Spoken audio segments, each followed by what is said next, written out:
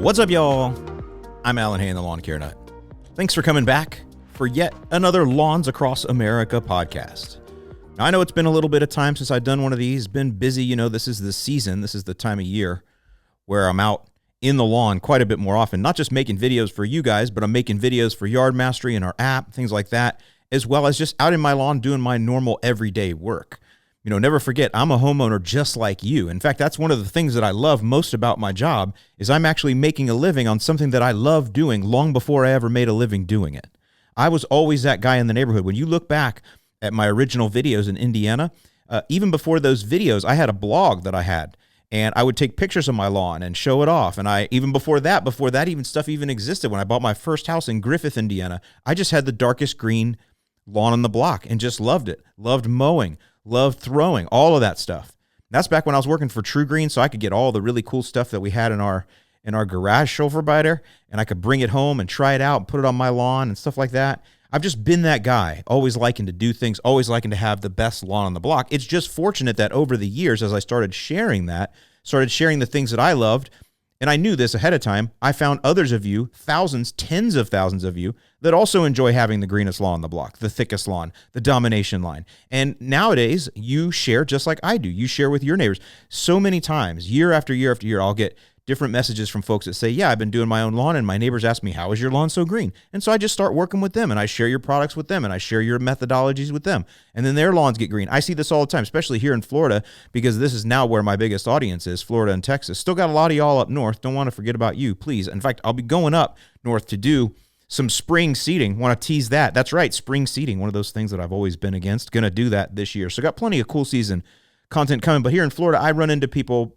probably every other time I go out. I'll run into somebody that's seen me on the Lawn Care Nut, and we have discussions and talks, and they'll go, oh yeah, me and my neighbors on the weekends, we talk about what we're doing. We talk about your latest video. We talk about this and that. I love that kind of stuff. That is what building a true community is all about. And so it's really fortunate that now I get to share that kind of stuff with you guys. I get to make a living doing it, and it just gets better and better. And that's why we're going to talk about today some new products that I rolled out, some natural-based products. But before we do that, I wanted to show you, I think I've told this story before, but I'll tell it again. This time of year, this is that time of year when you're getting your fire in the belly. And actually, I'm not just talking to my homeowner friends here. I'm talking to you all that are driving around right now in a True Green truck or a Lawn Doctor truck or a Weed Man truck, or you got your own independent business, spray business. You're driving around, even mow guys. You're out there mowing, blowing. You're out there doing your thing, and you're listening to my podcast in your headphones while you're mowing or while you're spraying. I want to say welcome to you. I know you're out there because I hear from you guys a lot too. Especially when I speak in the Lawn Care Life Conference, which is Jason Krill's conference. That's every year in the late winter. And I meet so many folks at that conference that literally got their start watching my videos, and now they have lawn services, or now they have lawn services and podcast influencers. That's what I call clipping coupons, right? You invest all this time, and now you get to clip those coupons, and you get to meet these people that you've influenced and see that they are successful and they're in the business and making a full-time living. I freaking love that. So I want to just say hi to you guys too. Shout out to you. I hope you learned things from my podcast and from my videos that'll help you to be a better technician for True Green or for Weed Man or for Lawn Doctor or for your independent business. Massey, maybe you're with Massey down here in Florida. I hope that the things that you learn from me help you to do better applications for your customers so that you can have better retention and get better bonus and all of that. And maybe, or if you own your own company, it'll help you to grow a better company. You'll be able to do something a little more unique, a little different. And speaking of that, this time of year with you professional guys and gals out there, we get a lot of this, and I've never really shared this before, but it's really become greater than ever this year, is we actually get a lot of professional companies that write into us, usually small operators, 1 or 2 trucks, but they'll write in through our contact form and say, hey, I want to buy a pallet of flagship and use it for my customers. Like, wow, that's really cool, which you can. It's licensed in the state or certified in the state or whatever the term is. So you can do that. I don't recommend it. I'm not out there saying if you own a professional lawn service, you should be using flagship and stress blend. But I know if you do, it's going to work. And a lot of you, that's where you got your start. You got to start with that in your lawn. You see the results that it brings, and you want to stick with it because you trust it. And I think that is incredibly awesome. Now, here's the thing. You don't have to pay as much when you order a whole pallet. It's just how it is. It's just the economics of scale. When you guys are buying a single bag, a single 45-pound bag for your house, there's shipping included in that price, right? It includes shipping. And that's why the prices are a little higher, because it's shipped right to your door. You know, FedEx doesn't give me the same price that they give Jeff Bezos and Amazon, not even close. Because trust me, we try to sell stuff on Amazon too, and we can see how much cheaper the shipping is that Amazon gets, and that's what their markup. It's nuts. It's crazy, but that's scale, right? Amazon is at scale. They get deep discounts, like 80, 90% discounts. It's nuts what the kind of discounts Jeff Bezos gets. Hey, that more power to you, buddy. You started delivering books out of your garage, and now here you are. So we don't get that. So when you buy an individual bag, there is shipping included, and that's the reason why the price is a little bit higher. Now, again, we give you better ingredients too. So even if you were to just buy it straight off the shelf, there's going to be stuff in there that you're not getting in a store-bought fert, the micronutrients, the Bionite, the high iron content, things like that. I also have, 2 kinds of nitrogen in there, whereas most store-bought stuff doesn't. It's just straight urea. I've got some AMS nitrogen there. So I have some things in there that also do add a little bit to the cost, but that also adds to the result that you get. But long and short of it is, when you're buying them individually, yeah, there's shipping. So if there's, 40 bags or 50 bags on a pallet, every one of those being shipped singly includes shipping. But when you buy an entire pallet, now I can do freight shipping, and to ship an entire pallet, the shipping is so much lower because you're shipping one full pallet. Now, at the other end, though, you got to have a way to get it off the truck. You got to have a forklift, or you got to have a skid steer with forks on it, or we can send it with a lift gate, which adds a little bit of price. But what I'm trying to say is that's just the economies of scale. And this is the same thing for those of you that buy locally at Site One. You're not going to get the same price on one bag that you buy for your house from Site One than the guy that's buying a whole truckload or a pallet. They always give them a better price. That's just how the economies of scale work. But what I'm trying to say is, if you're somebody that does, and by the way, if you have a big lawn, if you take care of your church, you can buy a pallet from us. We'll work you up a price, and you'll see it's a little bit cheaper. So I just wanted to throw that out there, that if you are a professional and you want to buy some flagship, you have to buy a whole pallet. You can save some money, and it can be fairly economical for you. But if not, again, I'm not trying to sell you my fert. I'm just letting you know it's available. People have already figured it out. And like I said, several truckloads a year going out that way. So really interesting, really cool to see. It might be something we develop in the future. I'm not really sure. We're always looking for ways to develop things and grow, as any small business would be. And that may be something that we work on a little bit more in the future. But I just wanted to throw that out there. I'll give you in the link below, if you're on YouTube, or I guess I can put it in the Apple Podcast and all that too. I'll give you a link below to submit a ticket and just say, I'm a professional. I'd like to buy a pallet. Work me up a price. We'll do that. Put in your address there. Let us know if you have forklift or if you need a lift gate brought. And yeah, we'll get you a pallet out or a dock. The same kind of stuff you'd need to know. Either way, we're happy to get that to you. But wanted to give you guys a shout out too. I know you're a part of the audience, but again, my DIYers, my homeowners, we really are, you guys are the main ones. And one of the things that I got today was from my buddy Luke. He calls himself the Turf King up in Northwest Indiana, over by there. You guys know him. He's been in a bunch of my videos, and a good friend. And he every year, he knows that back when I worked for True Green, one of the things that I would do every spring was I would give a $25 bonus to my first door-to-door rep that brought me a yellow-flowered dandelion every year, because dandelion represented the gold. Dandelion was when all of the call-ins would happen. We would spend all winter calling folks on the phone, and then once it got warm enough and the snow was gone, we'd go out and knock doors. I was actually a part of the original True Green starting door-to-door sales. Back when I first joined True Green, it was all telemarketing. Everything was done on the phone. What you'd do is they would give you 30 leads a day. So you had 2 kinds of telemarketing. You had a telemarketing room where they just cold called people in and out, and they would call down through like the city of Evergreen Park, Illinois, which is on the south side of Chicago, and they would call through Evergreen Park, and they'd say, we're going to have a rep in your area next week. We're with True Green. Would you like to have an estimate done? And if the person said yes, that would kick out what they called a qualified lead. So that was the first kind of telemarketing. And they did telemarketing all over the south side of Chicago, from basically from Bourbonnais all the way up into, and we went to about 75th Street South in the city. That was the Crestwood branch, and over to the Illinois-Indiana border. So we did Chicago Heights, Ford Heights over there. We did Dalton. Dalton's been very famous lately because of Mayor Tiffany Hinder. She's been in the news a lot. She's the super mayor in Dalton. I always love watching those videos because I used to knock doors in Dalton. I used to sell in Dalton. South Holland was always my favorite town to sell in. It was just a nice town. It was nice houses, really nice people, and they liked lawn care, and they always had decent landscapes, so you could also sell tree and shrub programs to them. Really liked South Holland. Go out over to Orland Park over by there, Frankfurt, Mokina, other nice areas at the south side. That was mainly the main area I worked. But so you had these people that would call through the towns. They would say, hey, do you want an estimate? And if the person said yes, they'd kick out what was a 14-point lawn analysis. And it was just this kind of general paper. And I was a lead runner. Okay. And so what I would do is I would go out every day. I was going to college in the mornings, and I would get out of college at noon, and I'd have my leads from the night before. I'd have 30 of these 14-point analysis that were all in the same town, and many times on the same street. Many times I'd be on only 4 or 5 streets, but in some of the more spread out towns, or where True Green wasn't as concentrated, you might be on 10, 20 streets to do 30 leads, but you'd drive around. And this was back before we had even MapQuest. So back then we didn't have GPS on a phone that you could just plug it all in. We didn't even have MapQuest until later. When I first started in 1997, 1998, we had to do everything in map books. And, I'm not from the Chicagoland area, so when I moved there, I came straight out of the Air Force. I was in the Air Force in Dayton, Ohio, and when I got out, I went straight to Northwest Indiana, where I went to Bible college, and my day job, or my afternoon job, my night job, was working at True Green in sales. So I didn't know the South Side. So I had to study a map book, and what I would do is you'd buy a map book. They were like $30, and it had all the towns in it on pages, and you would basically take the night before, you'd go through all your leads, and you'd pinpoint them on the actual map book, and I would draw little circles, and I would make my own, GPS map, like this. I'm going to go to this one first, and try to do it logically. And that gets really frustrating when you get into the city of Chicago with all the one ways. But either way, and I would map that out, and then I would put my leads, my 14-point analysis leads, in that order, and then I would run them in that order. You had to get really, really efficient.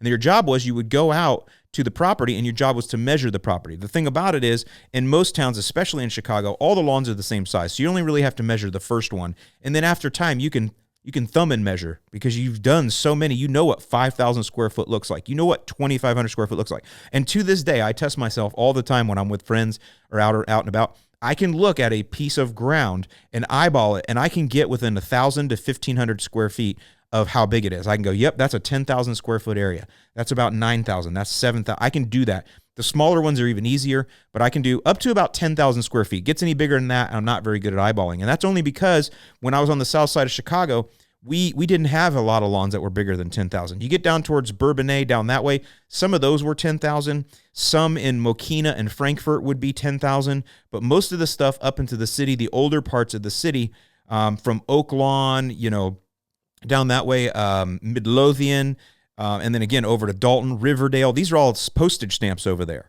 Those are 2,500, 3,000 at the most. You get into the city of Chicago, and even a lot of those are like 1,500. Some are 500 front, 500 back. They're tiny postage stamps. And so those get really easy to eyeball, because that's what I dealt with, never much over 10,000.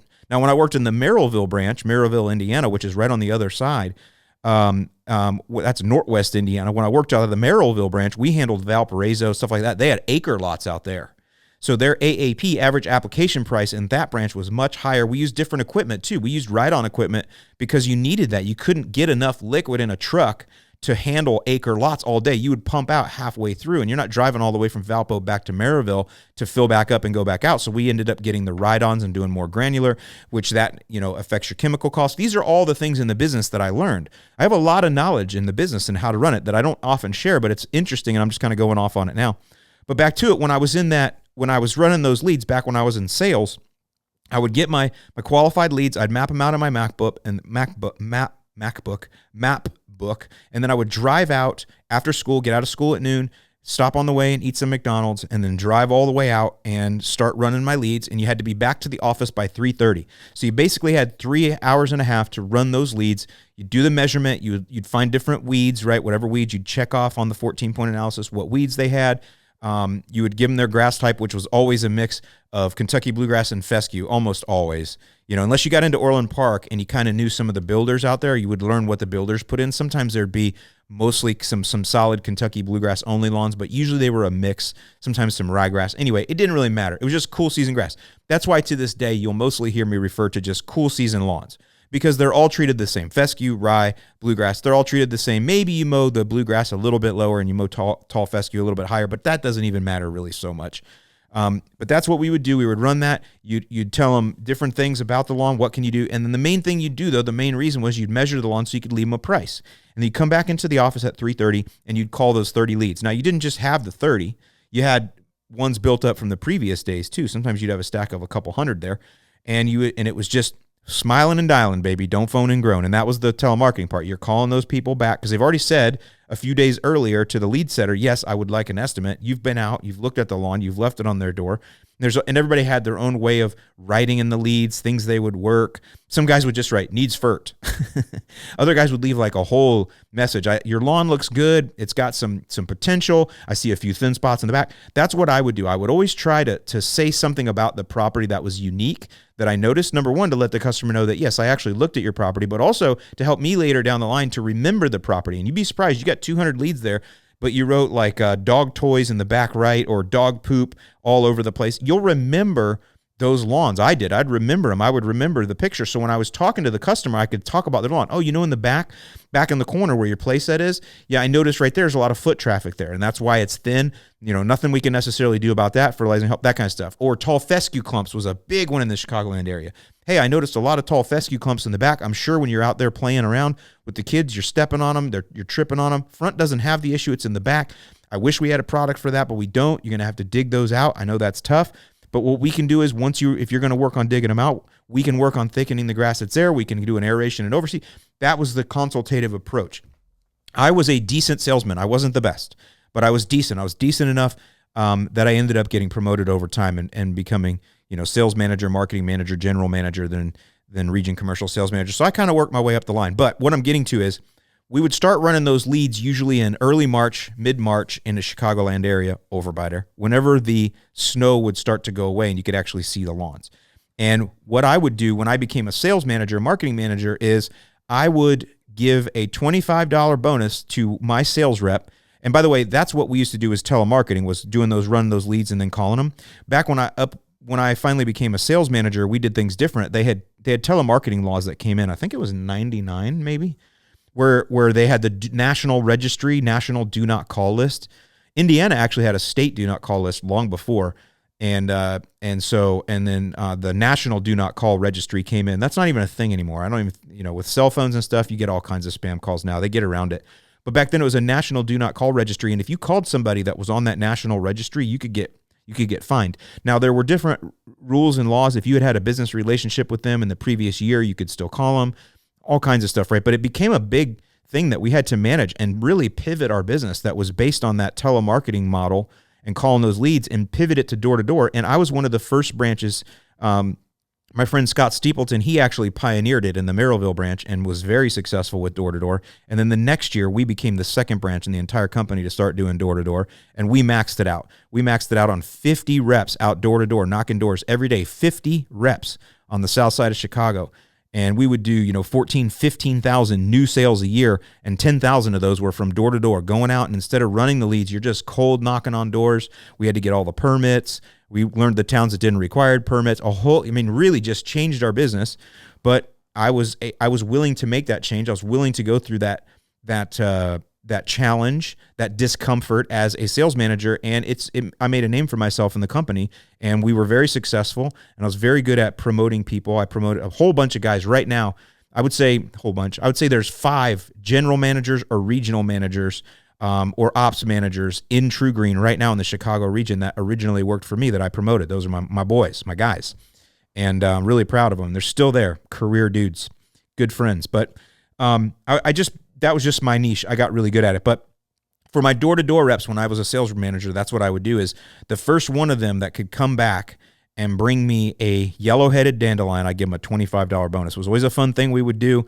And my friend Luke, he still remembers that. He never worked for me or whatever, but he's heard that story before, and he still remembers it fondly. So he just sent me a picture of a dandelion, a yellow-headed dandelion. And what you're going to notice, I'll put it on the screen, is it's in a hot zone. It's right next to the street. And that totally makes sense because the dandelions are not quite popping yet. Typically in the Chicagoland area, overbiter, they're going to pop right around the last week of April to the first week of May. Now, it's a little different every year. This year, it's been colder longer. I'll tell you what, you guys are in that teasing deal, right? You're getting into New Jersey all the way over to the Midwest, this teasing where you're getting snow. Michigan, somebody sent me pictures in Michigan the other day. They got snow. This is like, what is this, April 10th or something right now? April 11th? I don't know. I lose track of what day it is. April 12th when I'm doing this. They got snow like yesterday or the day before, enough that it's stuck. I know that drives you guys crazy. I know it does because you've been out mowing, you've been out blowing, you've been out throwing. The smell of the lawn is in your nose, and you just, and the beer tastes better afterwards. Oh, I know that. I know that feeling, right? The Bradford pears that smell like dirty baby diapers are now blooming, and they stink like arse. All of these are the smells for springs. You're also seeing the robins come back. My favorite thing. My buddy Luke loves that too. We love robins. It's our favorite bird. Every yard in Northwest Indiana and Chicago has a yard robin. They have the male robin, the hill patrol all day. And when you go down the streets and you look down, you'll see there's a robin redbreast, a male robin in the front of every single house. They all have their own house, and they sit in the yard all day, and they kind of patrol around, and they'll poop on your landscape bricks. And usually there's a nest somewhere as well. So the robins are out now, and they'll go out in the snow too. They don't care, but they're all back. So that's just all the wonderful sounds of spring for my cool season friends. But I just wanted to say, so now that Luke has seen the first dandelion, that is now the official start of the season. And so those of you that are out there, not out yet, you have my permission. We found our first dandelion. The $25 bonus has been given away. And so now it's your turn to get out there, start throwing down, start mowing, start throwing, enjoy yourself, get that fire in your belly.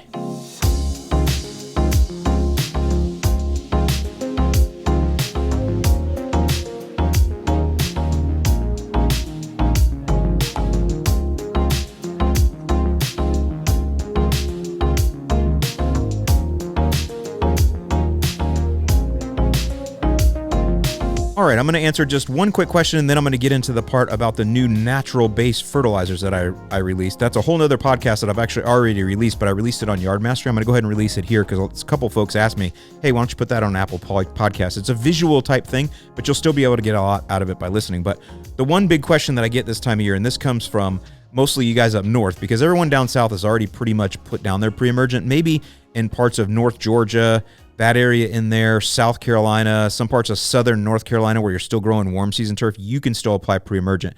But for most of maybe North Texas, Oklahoma, but for most of South Texas, the Gulf states, Florida, we're already past the pre-emergent window now, so there's no need to put it down because it's, anything that was going to germinate, it's already germinated. Now you just go to post-emergent weed control. It doesn't mean you can't start your lawn program. It doesn't mean anything's bad. It just means you're starting too late for pre-emergent, so now what you're going to do is any weeds that come up, you have to control those with post-emergent. The good news for us is in the South, we have a lot of really good weed control options because we have so many more weeds that live for so much longer. Like I tell you, in the South, the jungle is always trying to retake the land. So we have a lot better chemistries to control things, including grassy weeds. That being said, up north, most of you are still in the pre-emergent window. In fact, like 99% of you still are. So if you haven't applied your prodiamine yet, go ahead. But there's a couple things that will happen. The first thing people will say is maybe they're in like northern Minnesota, North Dakota, and they wonder, am I too early? And I can just tell you that, obviously, if you use the Yard Mastery app, it's going to tell you when to apply your pre-emergent application. But even if you're just doing it manually and you're waiting for the forsythia to bloom, or you're just wondering what's going on, it is perfectly fine to apply your pre-emergent 2 or 3 weeks earlier than normal. Then, normally we apply when the soil temps cross 50 heading to 55. That's the ideal time. But if you're 2 weeks ahead of that, it's okay. It's still going to work because remember, we do a split application. We do one early in spring and we do one in mid-spring, or depending, where you live, late spring. Or some of you that are really, really far north, you only need to do one because your season's a lot shorter. But either way, it's okay to be a couple weeks early. You're not going to, the extension that the residual on the prodiamine lasts. And then the other question people get is, well, I applied my prodiamine and then it snowed. Did that ruin it? And the answer is no. Snow is just severely slowed down cold rain. That's all it is. Doesn't affect the barrier. It doesn't harm what the prodiamine is supposed to do. It's just severely slowed down cold rain. And it's good because it's a good soaking rather than a rushing rain that might some wash off. When snow melts, it comes in nice and easy and gets real deep. So it's actually a very good watering. All right, so that prodiamine is not wasted. It's not washed away, nothing like that. Keep in mind, all the lawn companies are out already. They have to get out early because they have thousands of customers to treat. They can't treat them all right when the soil temps cross 50. They can't do it. So they have to start some early, and actually some get a little bit later. And you know what? Professional lawn companies still get excellent control in crabgrass. Just because I tell you the ideal time to start is when soil temps cross 50, what you have to realize is that's not every seed crossing 50 at the same time. Some crabgrass seeds are 4 inches down, some are 6 inches down, some are only 1 inch down, right? So you're just doing the best you can, making the very best guess that you can based on the data that you have, but always realize this is a weather-driven business and that nature is undefeated. Goes back to it. You can't control the depth of the seeds. All you can do is use the data you have. All right, soil temps at 4 to 6 inch depth are 50. This is my very best time to throw down. But if you go down a little early, it's okay. And if you go down a little late, it's okay because of the different depth of the seeds, the different watering requirements or depth of the water that gets down. So many different foot traffic in one place or another, shade in one place or another. So many different factors there. And that's why being a lawn care nut, being in this hobby is so much fun, because it isn't just cut and dry. It's not just science says this. No, there's a lot of intuition that needs to go into it, a lot of trusting your gut, a lot of learning by trying new things, because nature is not predictable. The weather is not predictable. And so that's what makes this so challenging. This is why so many of you that are in the IT field or engineering fields, you love lawn care, because what you do in an engineering field is very cut and dry. There's a lot of creativity there still, a lot of problem solving, but it's based on a different set of rules. Whereas the lawn, working in the lawn is also a lot of problem solving, but different. You're using a different part of your brain, right? That's for those of you that really get into it like me.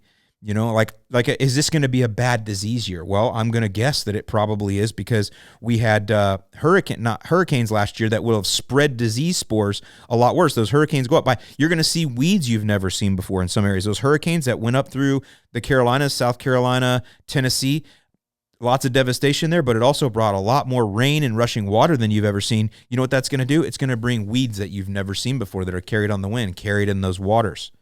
You know, things are going to be worse. So you got to try to hedge for that. That's a weather getting you right there. There's nothing scientific about that. It's just what happens when you have crazy weather events the year before. Then you got the El Nino, La Nina, and all that kind of stuff. I'm not sure what type of year we're in this year, if it's going to be wet or dry. Last year was pretty wet, but we had a drought in the spring 2 years ago. We're suffering a drought right now in Florida. And what does that do? Well, when we have that drought, it makes the lawns slow down this time of year. You have to water more. And then when the humidity comes up, they're more prone to disease, all kinds of crazy things, right? That's what makes this such a fun and challenging deal. Very, very similar to bodybuilding. You're going to hear me later make an analogy to bodybuilding. I like bodybuilding. Bodybuilders that recommend a nutrition plan are not going by what PhD scientists say. Not a bit. They're not using the standard American diet. They're not even testing their blood on standard CBC like everybody else. They're doing hormone tests, allergy tests, crazy different things, right? Stool samples. Bodybuilders are tweaking their body in a lot different way. They eat a whole lot more protein than what's recommended by the scientists, right? They inject themselves. Why? They're doing something different, and you can't argue with their results because your eyes don't lie. Look at the bodybuilder. Look at Sam Sulek. He doesn't eat like any doctor's going to tell him to. He doesn't use hormonal injections or whatever, TRT, whatever he's injecting, right? All of those things are what a doctor would say, no way, you're going to kill yourself. But you can't argue with the results of Sam Sulek. Never let your eyes deceive you. He's a freaking bodybuilder. He's going to be a Mr. Olympia. I've mentioned Sebum. He is a Mr. Olympia. Those are my philosophies with the lawn. I don't give a rat's rear end what science says. I know what I do, and you can see it. Don't let your eyes lie to you. Look at my lawn. Now, there's also genetics in bodybuilding, which is pretty cool, right? Certain bodybuilders are going to just naturally be able to get larger, even using all that protein and using all those injections. They're going to be able to get bigger because they have better genetics. And you know what? You do the same thing with turf grass. You get turf grass that has better genetics. You guys do this all the time up north. Oh, I want the Kentucky bluegrass that has the darker green color, right? I want the rhizonomous tall fescue. That's genetics that you're using there to have a superior lawn. I have Viridian St. Augustine grass in my lawn that is genetically altered to grow slower, which packs the chlorophyll more tightly together, and it is screaming so dark green. It looks fake. I had a party at my neighbor's the other night, and they're looking at it and going, why is one half of your lawn so much more dark green than the other? And I'm like, it's genetics. That grass has genetics. Now, it also still is even darker green because I'm still feeding it with the extra stuff that I put down in my philosophy. And by the way, if you go by a university philosophy, I don't have a problem with that. You don't hear me telling you you're bad or you're wrong. That's great. That works. But I just have a different, and I realize that my philosophy can be disrupting and it can hurt people's sensibilities. People that have been held the keys to the knowledge kingdom for their whole lives, they don't like that, especially when they got a lot of student debt racked up to learn all that stuff from a university. I understand why you got a root of bitterness going on, but for me, I just have something new, something cool, something that I like doing. It's my philosophy. If you don't agree with it, it's fine. I'm not downing you. You don't build the tallest building in town by tearing down all the other buildings. No, you build your building, I'll build mine. I started this community, back in 2007, essentially, when I started my blog, and I've been nurturing the community, the lawn care community, for a long time. And some people have come and gone, and there's new people in, and I'm always trying to nurture my community. This is my philosophy. This is how I do things. I hope you'll come along for the ride. And by the way, I'm going to support you all the way around. I spend hours, mostly on Facebook, hours a day on Facebook answering DMs, comments in my groups, private messages, all kinds of stuff, helping folks out, right? I get that question often. Hey, Alan, what's the difference in your fertilizer and something I can buy over at the Menards? And I'll say, well, a couple things. The first thing is that we are going to have two kinds of nitrogen in our fertilizers, and typically the Menards won't. It's just going to be urea. We have urea plus we have ammonium sulfate and also coated urea, even though they'll have that. Say I'll have higher potassium usually. I always have iron. They don't always have iron. They definitely don't have chelated iron like I do. I also have water-soluble micronutrients, manganese, zinc. You know, these things, that's not going to be found in the store-bought Menards fert. I also spike all of my ferts with a natural additive called Bionite. What does that do? It adds carbon to the soil. What is carbon for?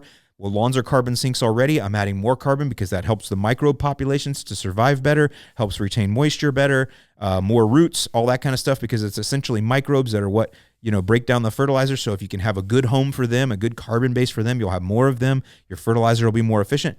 You're not going to get that additive in a store-bought fert. But the real difference is me.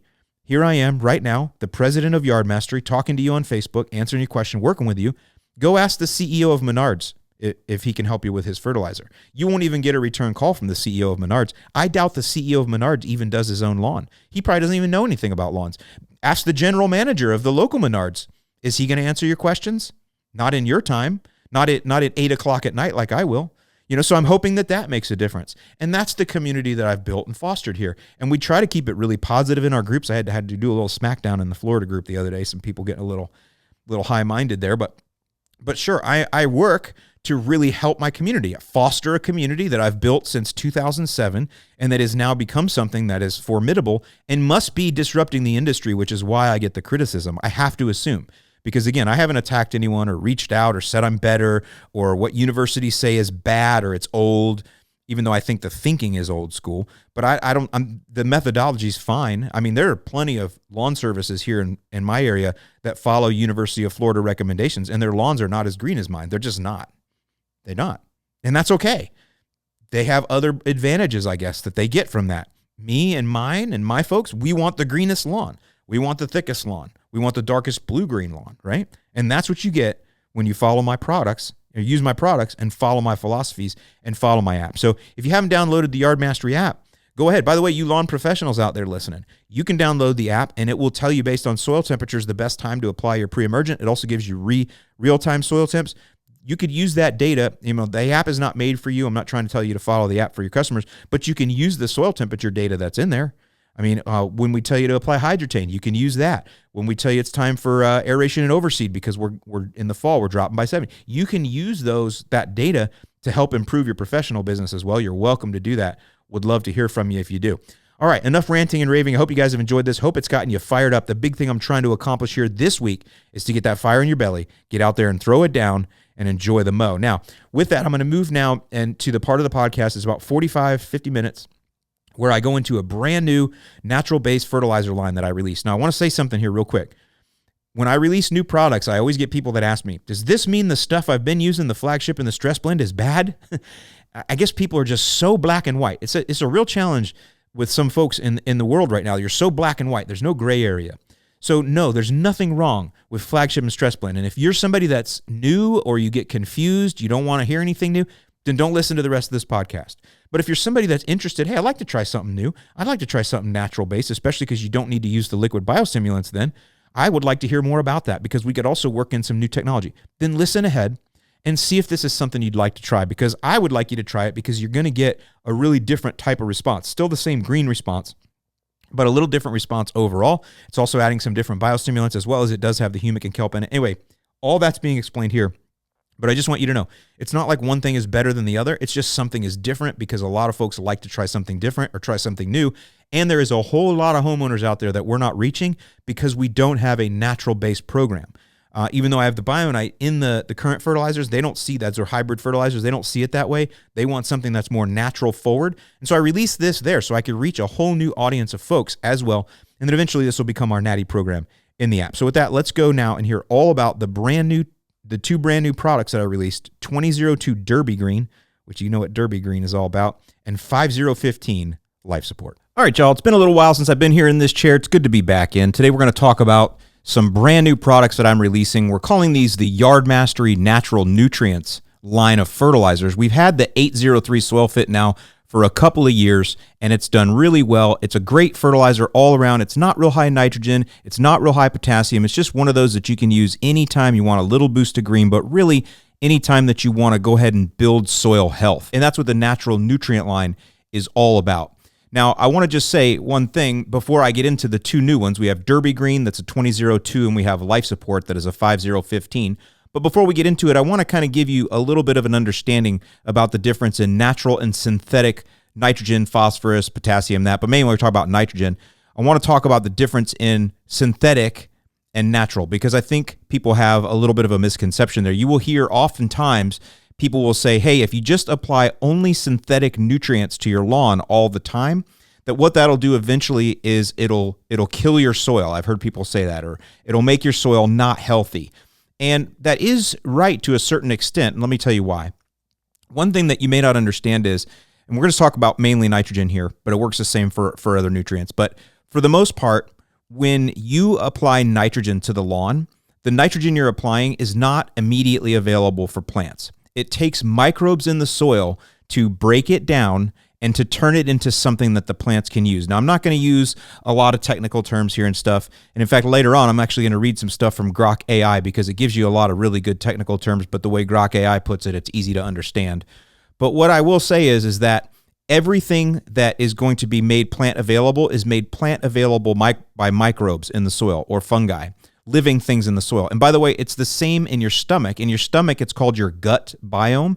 There are microbes in your stomach that break down the food. Now, obviously, your chewing helps to break the food down. That's friction. And then heat. Your body is 98.7 degrees, hotter than the outside typically. That helps.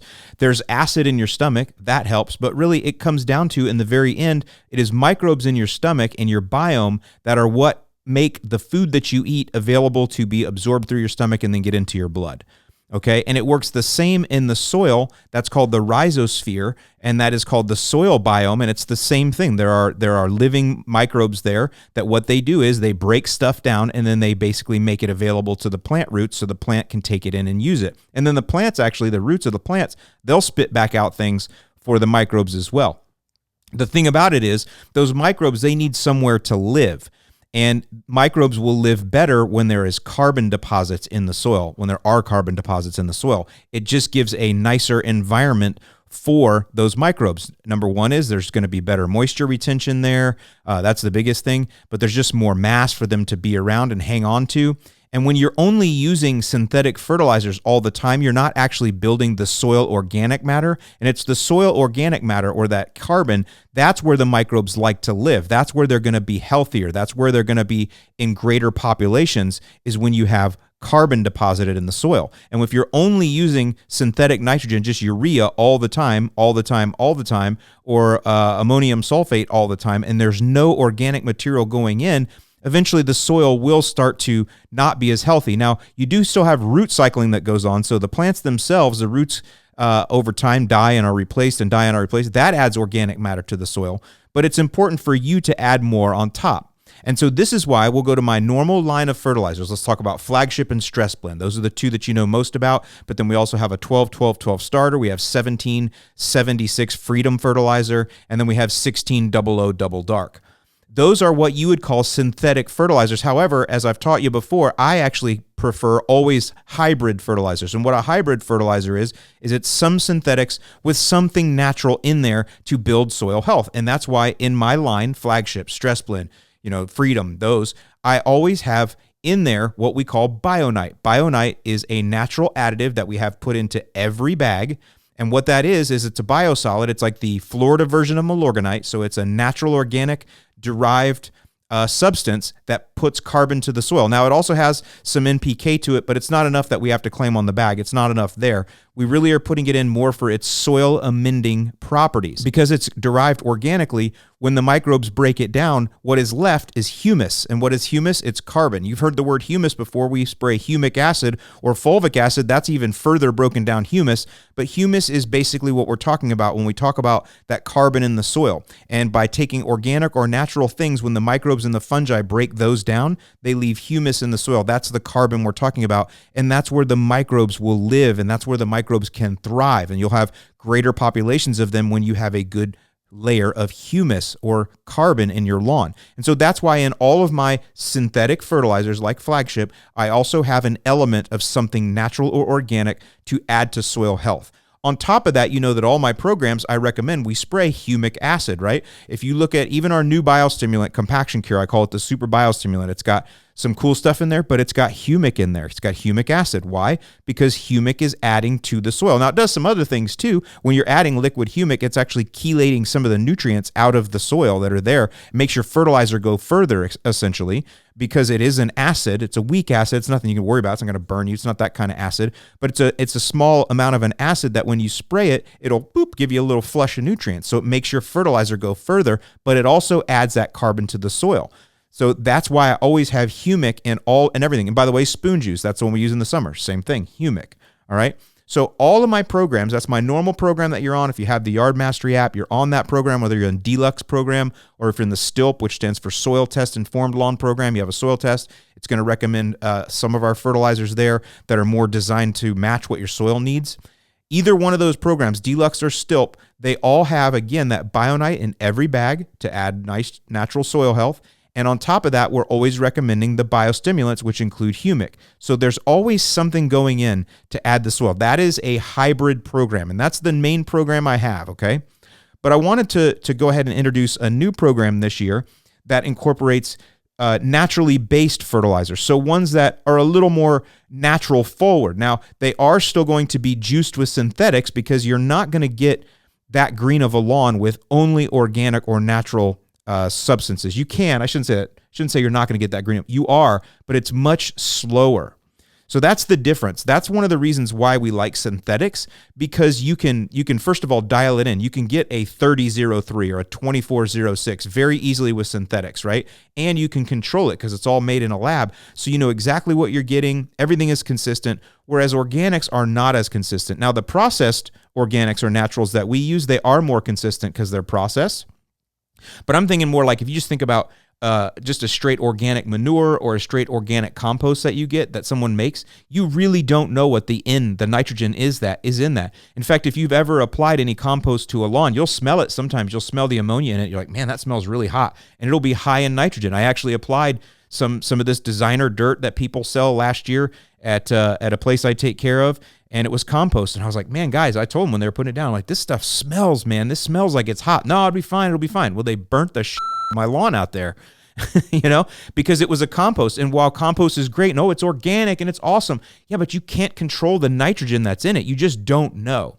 And so that's why I don't recommend these designer dirts, these composts and manure for your lawn, because you just never know what your NPK is going to be in there. You just don't. You know there'll be some, but you can't control it. Now, this natural baseline that I'm coming up with, or what we're calling Yard Mastery Natural Nutrients, those are processed naturals, so we do know what the consistent NPK is in those, okay? But the good news is, again, because these are more natural based, because they are natural forward, you're going to get that soil building health with those, and then I add the synthetics on top to go ahead and give you the response you like. And we're going to look at this. We're going to look at label to label back and forth. We're going to compare Flagship to Derby Green, and we're going to compare the stress blend, the 7020 stress blend, to the 5015 life support, because that's kind of how it goes, and I'll talk about how those fit in. But again, I just wanted to say to you that these are both hybrid fertilizers. It's just the original line is more synthetic forward, and it's got some natural additives with it, whereas the new Yard Mastery Natural Nutrients line is more natural forward, and then I build up on top with synthetics. So both work. Both are going to turn your lawn green. That's really the main thing we care about, is turning your lawn green. However, you're going to find out with the Natural Nutrients line, you don't need to use the liquid biostimulants anymore. So always keep in mind, with no matter what program you're following with me, and by the way, the Natural Nutrients line, it's not going to be in the app yet.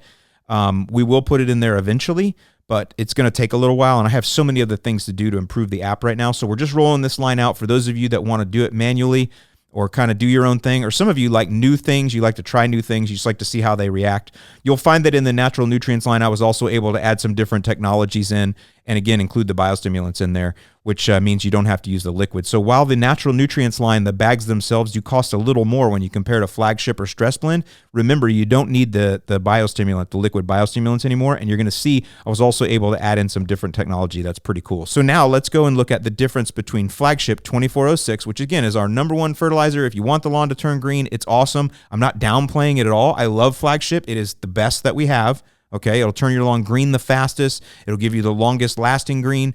But if you wanted to try something new, or you wanted to try something that's a little more natural forward with some new technology, we'll compare that to the 2002 Derby Green. So with that, I'm going to put both labels up on the screen and we'll go through them. Okay, so the first thing you're going to notice is the app rate's the same. And again, I try to keep things consistent.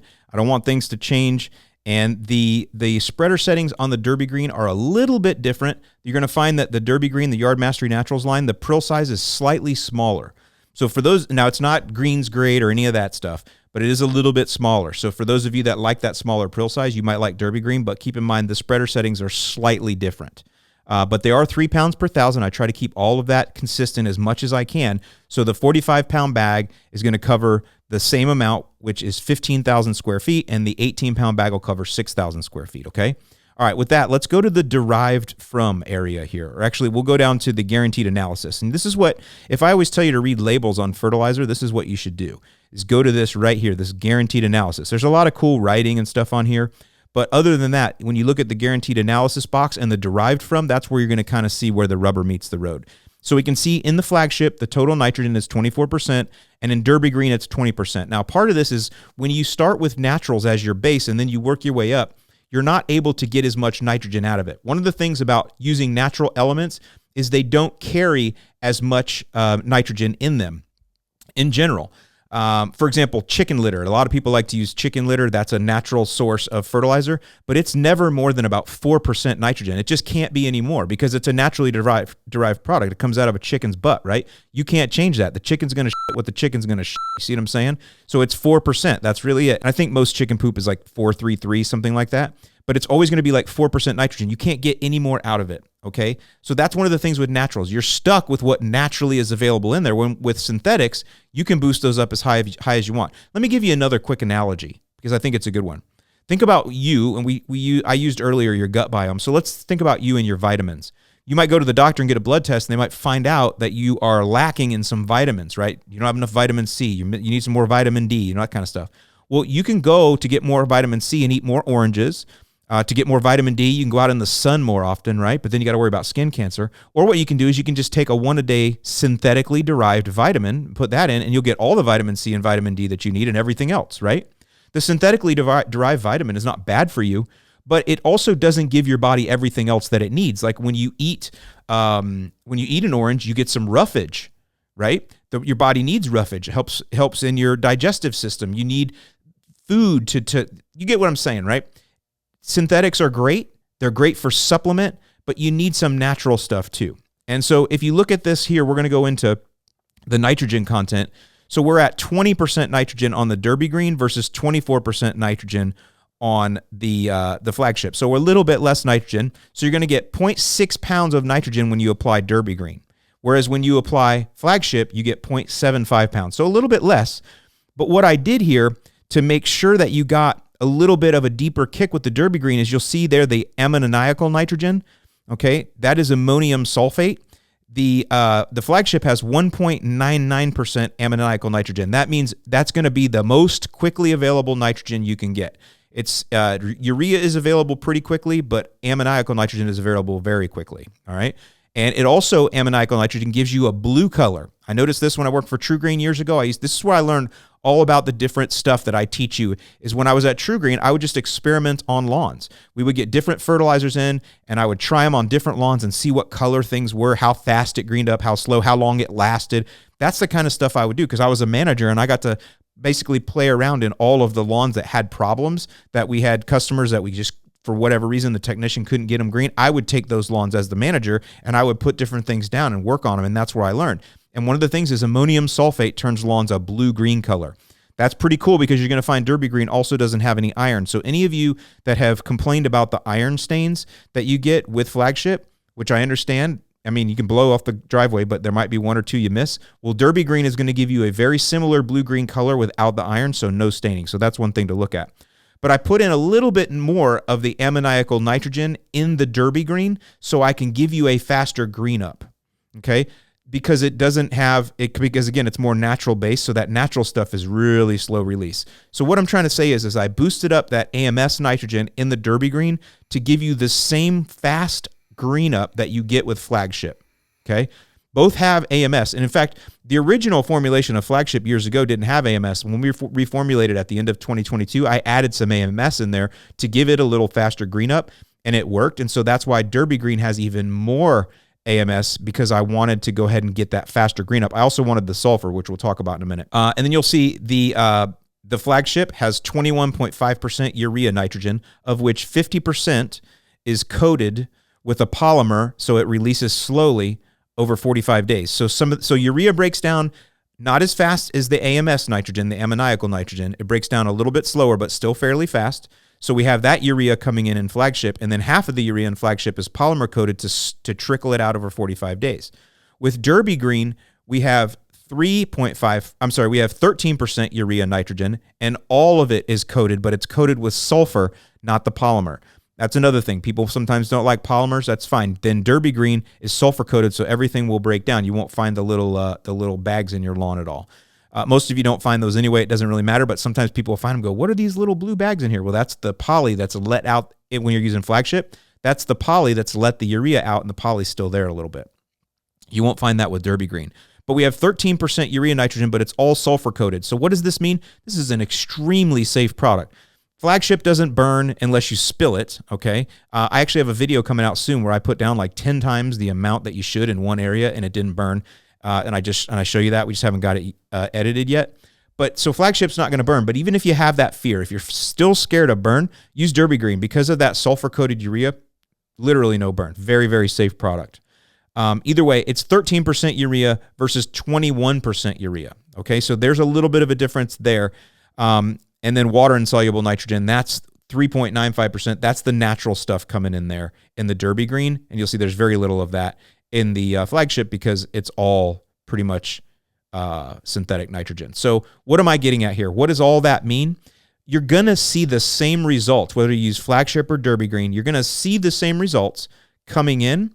It's just that the Derby Green, again, has got that natural base to it, and we'll go to the derived from now. So where is all of this nitrogen derived from in the Derby Green? Soybean meal, natural. Feather meal, natural. Wheat flour, natural. And it also has sulfate of potash, SOP. So this is a different potassium form, and SOP is actually a lower salt index and actually is considered a natural product as well. So for those of you who like SOP versus MOP versus SOP, if you want the sulfate of potash, Derby Green is where you want to go. I don't really see a problem with either one. Both are a potassium source. However, the SOP is a lower salt index, and it also brings in sulfate or sulfur, and sulfur we'll talk about in a minute. So Derby Green has the sulfate of potash versus Flagship that has the muriate of potash, which, by the way, muriate of potash is a little cheaper too. Now, if you go down and you look, the potassium in the Flagship is 6%, so it's higher. It's only 2% in the Derby Green. That's okay. We talk about what potassium does, and we'll talk about why it's okay that the Derby Green has a little bit less potassium. So now looking at potassium, again, Flagship 6% potassium, Derby Green 2% potassium. Let's go, and I'm going to use Grok AI here, and let's find out what does potassium do for plants. And I can describe this to you, and you're going to hear all the same things I say. I just like the way that Grok AI kind of puts it because it speaks in a really nice, understandable tone. All right, so here's what it says. What does potassium do for plants? Potassium is another essential nutrient for plants, including grass, and it's critical for overall health and resilience. Here's what it does. Key functions of potassium in plants. Water regulation. Potassium controls the opening and closing of stomata, tiny pores on leaves, which regulates water loss and gas exchange. This helps grass stay hydrated and efficient, especially during dry spells. This is why I always tell you that I always say, remember, potassium and magnesium are electrolytes, right? What are electrolytes? These are things that you need to stay hydrated. So potassium plays a huge part of hydration, okay? That's why we talk about it for stress. Here's what else it does. Enzyme activation. It activates over 60 enzymes involved in growth processes like photosynthesis, protein synthesis, and carbohydrate metabolism. This keeps grass energized and growing steadily. Keep in mind, protein synthesis. We're going to mention that because one of the additives that Derby Green has that Flagship doesn't are some proteins, some added proteins called protein hydrolysates. We'll talk about that in a minute. But the potassium here, it helps with that. What else does potassium help with? Stress tolerance. Potassium strengthens cell walls and improves resistance to drought, heat, cold, and disease. For grass, this means better survival through tough weather or heavy foot traffic. Stuff I've been saying. I just like the way Grok AI says it.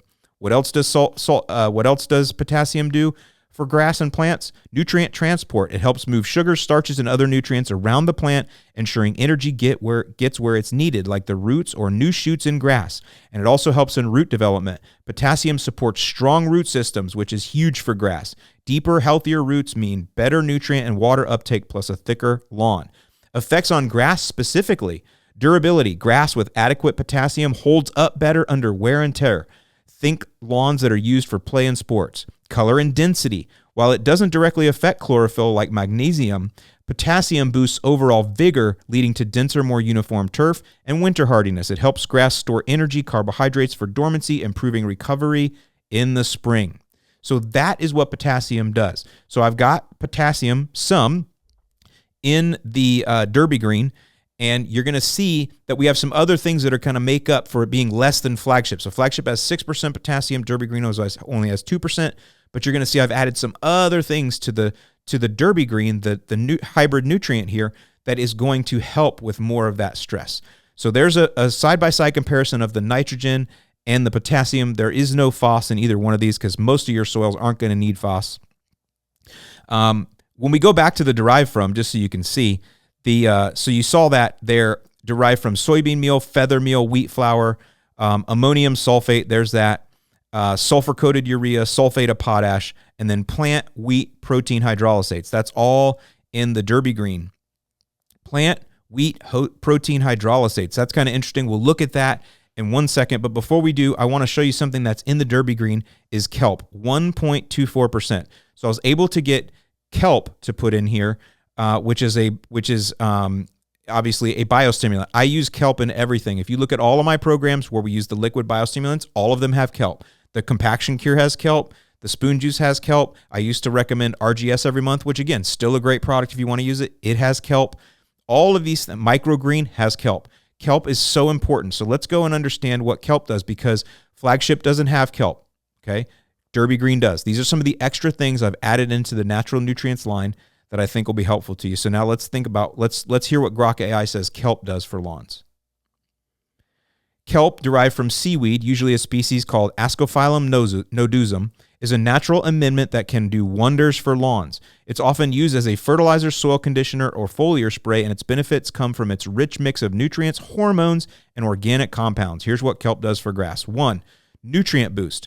Kelp contains small amounts of macronutrients like nitrogen, phosphorus, and potassium, typically around an analysis of 104 or similar in dried form. Now, there's not enough kelp in here that it has to be claimed on the label. It's 1.24% of the entire thing, so it's not enough that we're claiming that 1 or 4%. We're not doing that. We're using the kelp for something else, but it is there. So it does have a little bit of nitrogen and a little bit of potassium. More importantly, kelp is packed with micronutrients like magnesium, sulfur, iron, and zinc, which support overall grass health. Again, not enough that it is able to be claimed on the label, but it is there. Here's why I like kelp, though. Growth hormones. Kelp is rich in natural plant hormones. Cytokinins stimulate cell division, encouraging thicker, denser grass. It also has auxins, which promote root growth, leading to stronger, deeper root system, and gibberellins enhance seed germination and blade elongation, helping grass recover or establish faster. These hormones make kelp a go-to for boosting lawn vigor without synthetic chemicals. So I've always recommended kelp. If you're on my normal programs, I just want to stress it. All the liquid biostimulants have kelp, but now if you go with the Yard Mastery Natural Nutrients line or the hybrid nutrients, you do not need to use those because the kelp is here. All right. Kelp does more. Stress resistance. Kelp's amino acids, antioxidants, and compounds like alginates help grass handle drought, heat, salinity, and disease. It's like a stress shield. Your lawn stays greener and bounces back quicker after mowing or harsh weather.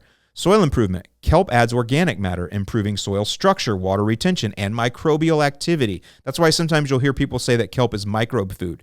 This is especially clutch for sandy or compacted soils where grass struggles.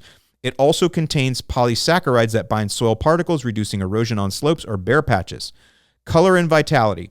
The combo of nutrients and hormones often results in richer green color and lusher growth, even if the NPK numbers look modest on the bag. So I'm not putting enough kelp in here to give you a green response from the kelp. It's more about those other things that we were talking about. So it is very important to add kelp. I've put it in here already for you. And that is some of the things that it does. Now, the last thing I want to look at in here that's in the Derby Green are these plant protein hydrolysates. You will have heard years ago when I used to sell another line of fertilizer that went out of business, we used to say, this is fortified with peptides. That's what these are. Protein hydrolysates, those are peptides. It's just another way of saying the same thing. And I've had to learn what these are over the years. My supplier, they have this available. And so when I started making this new line of fertilizers here, I was like, guys, can we incorporate that? And they were like, yes, we can. So they actually spray it onto the natural nutrients, or they combine it. That's why it's called plant wheat protein hydrolysates. Somehow they're binding it with some of these natural nutrients. I haven't looked at the process or anything. They won't let me see it because it's their proprietary thing. But that's what it is. They're combining it there. So here's what my supplier says. This is not from Grok. This is from my supplier because this is their kind of proprietary thing that they allow me to put in my fertilizer here. These are plant-derived protein hydrolysates made up of essential amino acids, naturally sourced and combined at a specific ratio to improve nutrient uptake, resulting in a healthier, stronger turf. Proteins are essential macromolecules that catalyze numerous biochemical processes. The building blocks of proteins are amino acids. Amino acids are required at every stage of turf growth and are an essential component of plant metabolism. For example, they play a big role in photosynthesis, respiration, nutrition acquisition, utilization, and stress tolerance. Lush green turf comes from foliar tissue packed with chlorophyll. Chlorophyll, you know what chlorophyll is? That's pigmented molecules which allow the plant to convert sunlight into energy. We call that photosynthesis. So read that again. Lush green turf, it comes from foliar tissue packed tight with chlorophyll. With an extra boost of amino acids found in the Yard Mastery Natural Nutrients, you'll get abundant chlorophyll, a darker green lawn. That's for any lawn. These proteins also work to aid plants suffering from a condition called chlorosis, most commonly visualized by the yellowing of turf blades. So a lot of times you'll see St. Augustine grass will get this yellowing. This will help with that. I don't necessarily think you have problems with chlorosis in lawns up north and cool season grass, but again, what it's going to do is it's going to help with that chlorophyll production, so more photosynthesis can take place, greener, more vigorous turf. So there's a lot of reasons why those peptides are in there, and because I was able to add them in, I did. That is not in Flagship or in the original line of fertilizers. Now, don't forget, we also have the 803 Soil Fit. I mentioned that. If you guys are wondering also, where did I even come up with the idea of this? I'll just pause here in a minute, and then we'll go to the 5015 Life Support. And by the way, if you notice, I call it Derby Green because my favorite day of the year is the Kentucky Derby, right? The first Saturday in May. I love the green grass. Even though the Kentucky Derbies run on dirt, they always run races ahead of time on the grass. The grass is so beautiful. Anyway, and it's also that time of year when everyone's lawn looks great. The first weekend in May, no matter how far north you live or how far south you live, your lawn, or in the middle in the transition zone, your lawn will be green. It'll be Derby green. And so that's just, for those of you that have been around for a while, you know I love the Kentucky Derby, and mainly for the people watching. I've never been. I really, it's on my bucket list to go someday, and see it. I read a book called the Kentucky Derby is Decadent and Depraved.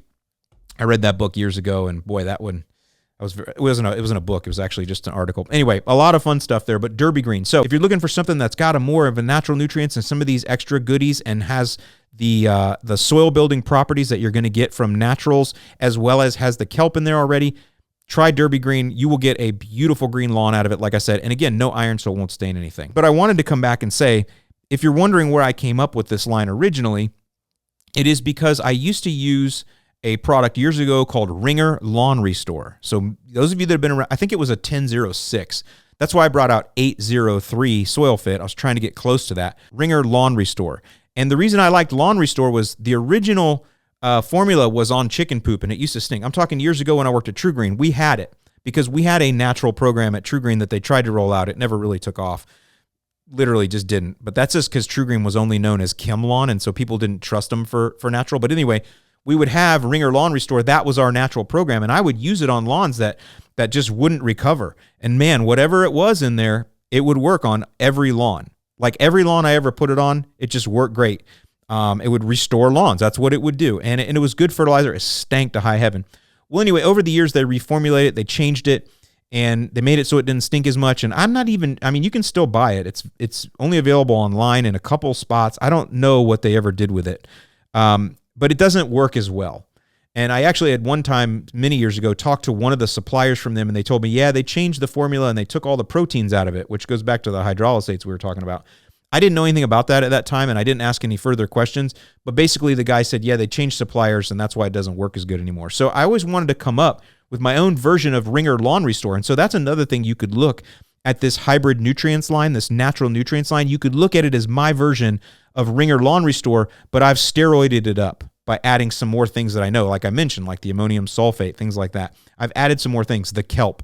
So it is very similar in that, and that was kind of the inspiration for me to make this line, was originally from that Ringer Lawn Restore. So I just wanted to point that out. Let's go now. Let's look at the 5015 Life Support, and then we're going to compare that over to the 7020 Stress Blend. And I just want to say, Stress Blend and Flagship are not bad fertilizers, because people will ask me, does this mean those are no good? Does this mean that we've been using something that's been no good? No, it doesn't mean that at all. You've just been using something different.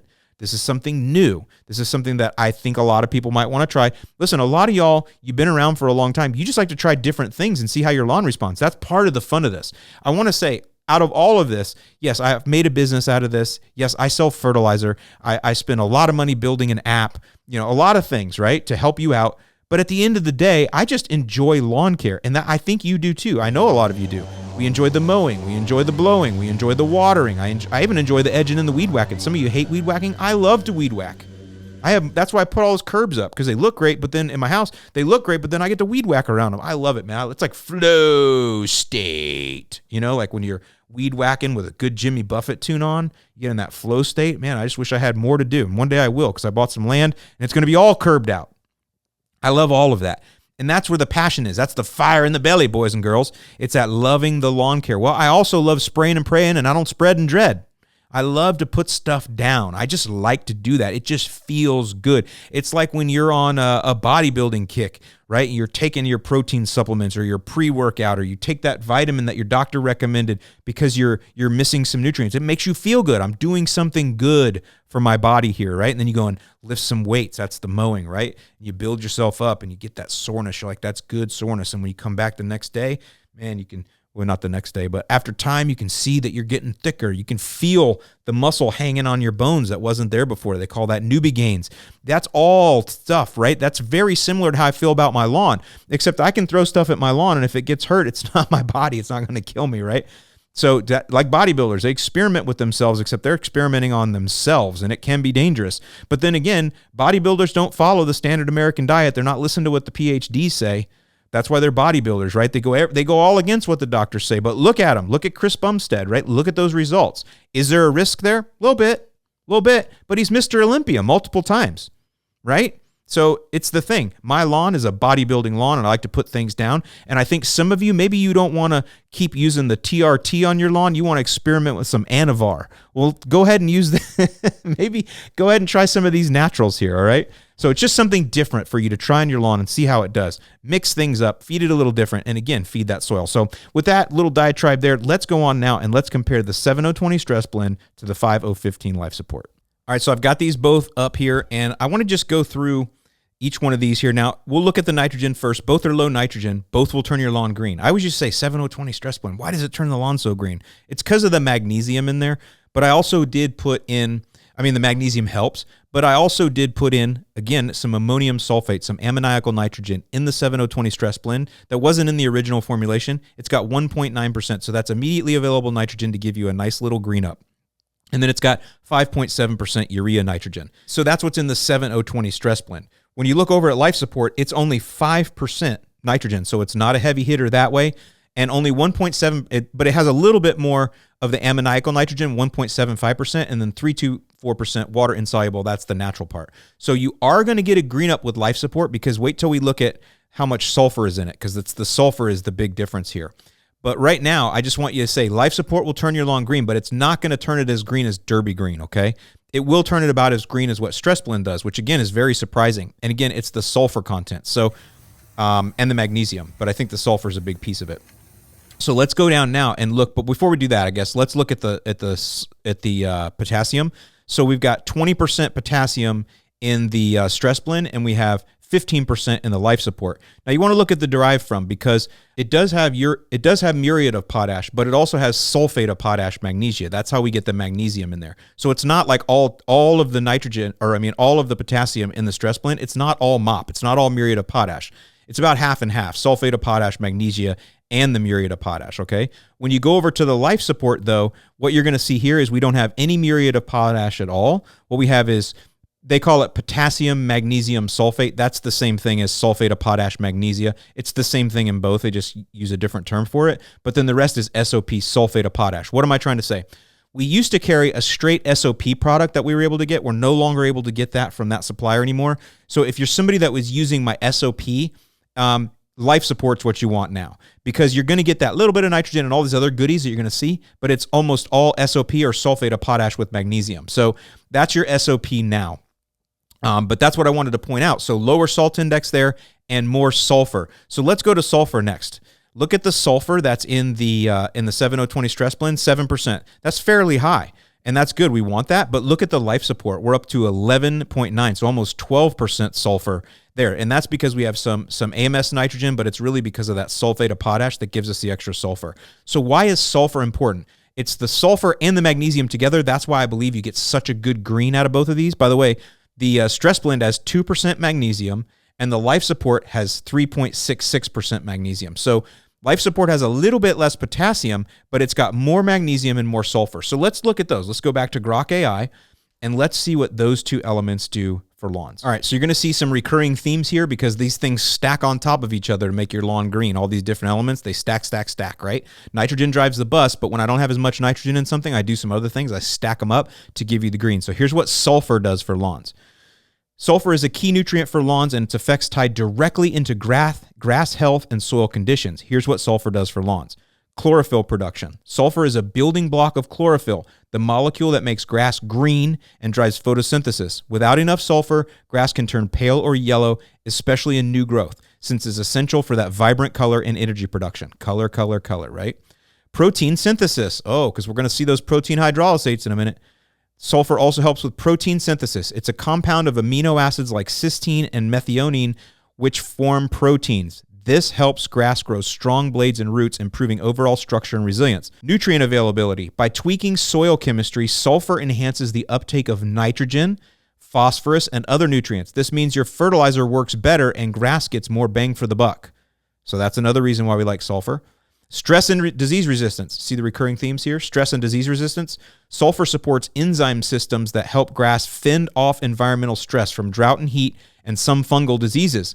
Healthy sulfur levels can mean fewer brown patches or weak spots. Practical effects. Color.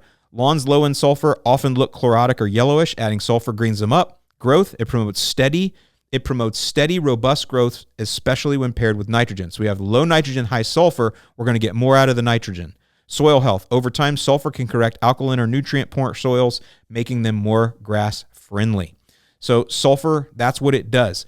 So we have potassium in both, which helps with a lot of these things, and more sulfur with a little less nitrogen. So that's what sulfur does. Now, don't forget, Stress Blend has sulfur, 7%, but just in the life support, we're able to get more in there, which will help to make up for some of the lack of nitrogen. Now, let's look at what magnesium does. Let's go back and look compared side by side. So we in the 7020 Stress Blend, we have 2% magnesium, which again, go to any store-bought fertilizer. You won't find 2% magnesium in hardly any of them, okay? But let's look at what's in life support. So in life support, I got 3.66% magnesium, so I have a little bit more magnesium. So let's go to Grok AI and see what that does. Magnesium is a vital nutrient for plants, including grass, and it plays several key roles in their growth and health. Now, listen, you're going to hear more overlap here. And keep in mind, I always call magnesium another electrolyte, right? It's in Gatorade. There's so many overlaps with the human body. Chlorophyll core. Magnesium is the central atom in the chlorophyll molecule, which is what makes plants green and drives photosynthesis. Without enough magnesium, grass can't produce energy efficiently, leading to yellowing, chlorosis between leaf veins while veins stay green. What did I say? Magnesium, sulfur helps make the lawn green. This is why the 7020 stress blend works so well with low nitrogen, and this is why life support works so well with low nitrogen. Enzyme activation. Magnesium, it acts as a cofactor for many enzymes involved in energy transfer and metabolism. This includes processes like breaking down sugars and synthesizing proteins, which keep grass growing strong. There's proteins again. Remember, we got the protein hydrolysis coming up. Nutrient uptake and transport. Magnesium helps plants absorb and move other essential nutrients like phosphorus and nitrogen around their tissues. This ensures grass gets the full benefit of whatever fertilizer you're using. And here we go. Stress resistance. Adequate magnesium levels improve a plant's ability to handle environmental stresses, drought, heat, or disease by supporting overall cellular stability and energy production. Here's where its effects are specifically on grass. Color and vigor. Grass with enough magnesium stays lush and green. A deficiency shows up as a pale yellow patches, especially on older blades, since magnesium is mobile and moves to the new growth first. Growth. It supports steady, healthy growth by fueling photosynthesis and nutrient use. Soil interaction. In soils with low magnesium, common in sandy or acidic soils, grass can struggle even if other nutrients like nitrogen are plentiful. So magnesium, another important one. But the big one is what? Stress. This is why this one's called life support. Stress blend, it's got high potassium and high magnesium, higher than you're going to find. You won't find a 20% 7020 stress blend. You won't find 20% potassium products at the store. You're not going to. You definitely won't find one with 2% magnesium. And that sulfur, we just put less nitrogen, but I put more of the magnesium and more of the sulfur in the life support, right? And it's got enough potassium as well to support the stress, life support. Great alternative, something to try, something different. Now, let's go back to life support. Added, I got humic acid in this one, 1%. Now, keep in mind, that's being spread, right? When you look at a liquid and it says it's like 12% humic acid, but you're diluting that down in water at 3 ounces per thousand, so you're diluting it down a lot more. So this being only 1%, this is actually applied. So maybe I should do a video on that because you got to kind of look at diluting things down. All I'm trying to say is this is enough humic acid to be good for the soil, okay? And we've already talked about what humic acid does, what humus does, chelating nutrients, things like that. And then I have 1% kelp in here. So this one actually has humic and kelp. This is why you do not need the biostimulants if you're going to use these. And then again, I have those plant, wheat, protein hydrolysates. I'll just read what the label says here too, because I got some stuff on the label that kind of tells what each of these are. So here's what humic acids are. Key ingredients. This is from the label of life support. Condensed organic material that improves soil structure, promotes root growth, increases the soil's ability to hold water and nutrients, and creates a better living environment for microbes. That's the humic acid. Kelp extract improves resistance to heat, cold, salt, and drought stresses. Plant wheat protein hydrolysates provides amino acids to optimize plant performance and improve stress recovery cycles. Magnesium, central component of chlorophyll, which provides lawns with a lush, vibrant green appearance. Sulfur promotes healthy growth and supports nitrogen utilization for optimal lawn vigor. Feather meal, soybean meal, wheat flour, natural sources of nitrogen that are rich in protein. You hear all these terms, all these overlaps. This is what blended fertilizers do, and this is what's in life support. So at the end of the day, are these in the app? No. Are they going to be? Yeah, we're going to put in a natty program at some point, and we'll have these included. I want to stress again, if you're using Flagship and Stress Blend, they're not bad fertilizers. They also have a natural element in them called Bionite that does feed the soil. However, the new Yard Mastery Natural Nutrients line, the hybrid natural nutrients line, it's just more natural based or natural forward, and then we stack on top some synthetics to give you a green result or a nice result in the color, and then I'm able to put in the biostimulants as well, and you get all those proteins, so it's going to build soil structure. So a little bit different. If you're on the app now and you're on the Deluxe program, which is the normal program that's going to recommend Flagship and or Stress Blend, depending on your lawn type, what the normal program Deluxe does is if you have a cool season lawn, it's going to recommend Flagship in the spring and fall, and it's going to recommend 7020 Stress Blend in the summer. If you have a warm season lawn, it's going to be the opposite. It's going to recommend 7020 Stress Blend in the spring and the fall, and it's going to recommend Flagship in the summer. That is just because your growth seasons are exactly opposite. Cool season lawns, your growth spurts are spring and fall, and the lawn chills in the summer and might even try to go dormant if you can't keep it watered. Whereas in the South, your lawns come out of dormancy, out of winter a little bit slower, and then when you get to late spring, they rage all summer, and then as soon as we get a little bit of chill and the days get shorter in the fall, they go out. So 2 different growth cycles, 2 different ways that they grow, and so that's why I have opposite recommendations. I'm recommending the flagship during the optimal growth times, and I'm recommending the stress blend during the times when they're under stress from whatever it is, cold, heat, lack of sunlight, whatever it is. If you have the Deluxe program, whenever the app is recommending for you flagship and you want to try Derby Green, just substitute it yourself. It'll be in the store, in the app. You'll be able to find it. Just do that instead. And you don't have to use the biostimulants, by the way. So when we recommend the compaction cure or the spoon juice, you don't have to use them. You can, especially spoon juice, just because it's just the greatest thing ever. It's like the ultimate multi-purpose fertilizer, but you don't have to use it if you don't want. You can use only Derby Green. And then when the app recommends 7020 Stress Blend, buy just Life Support, and that's it, and that's all you need there. So that's an easy way for you to do it. Try something new. Or for those of you that don't use the app and you just like to use the fertilizers or whatever, you like to try things new, there you go. I hope you'll try them. Show me the results. Find me in the Facebook groups. I love seeing your results. I've been testing these now. I've been testing the 803 Soil Fit for a couple of years now, and then these newer ones been testing just in the last several months or so through last year. And I'm telling you, I really like the results. I like the way we got them dialed in. It's all about a visual result in the beginning. And so I have to make sure that's the number one thing, is that they're going to turn the lawn green. Because if they don't turn the lawn, that's why everything I do pretty much turns the lawn green, because I know that's what people want and that's what I want out of it.